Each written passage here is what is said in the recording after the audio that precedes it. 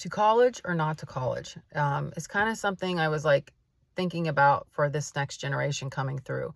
The pressure to go to college is still there. You will not be successful if you do not go to college. And so I did kind of like some critical thinking and stuff like that and worked with chat just to kind of work through it in my mind, the benefits, or like why is that narrative so heavily painted. So I'm just going to read it to you, kind of the different things that I was learning using chat GPT to kind of look at the narrative for why we are like pushing college and where we are today, and is it that important and who is benefiting from it. The problem with student debt and the college narrative. The root issue: student loans are one of the only consumer debts that cannot be easily discharged through bankruptcy. You can walk away from a bad credit card decision, but not from a decision to educate yourself because of laws that protect lenders more than learners. Why student loans are exceptionally punitive. In 1976, student loans were made non-dischargeable in most bankruptcies to prevent moral hazard, people defaulting after getting a degree. In 1998, and again in 2005, under the pressure of private lenders, laws tightened so that even private loans became near impossible to escape. Undue hardship is the only way out, but courts rarely grant that.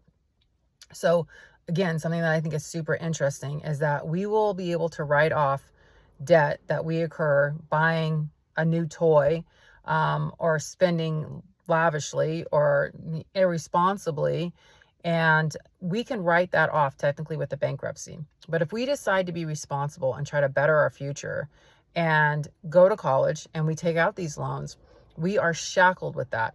So again, we live in America, we push consumers and we don't necessarily support our learners. Who benefits from this? Colleges. Colleges raised tuition aggressively once they knew students can borrow unlimited funds that they couldn't fault on, right? You have to pay it. So it's guaranteed. For the lenders. Lenders, private and federal lenders, get guaranteed repayment, making student loans highly profitable and low risk. Government, the federal government, historically has profited from student loan interest, estimated $66 billion. And this is just between 2007 and 2012. The core hypocrisy: borrowing to consume, you get a second chance through bankruptcy.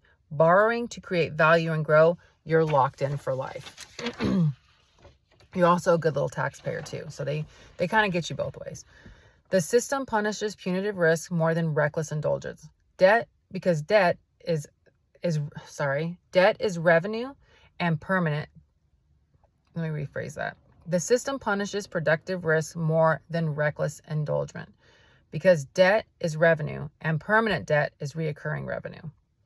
Both sides of the political party push this narrative that distract. The left framing forgiveness as justice for victims of predatory lending and broken systems.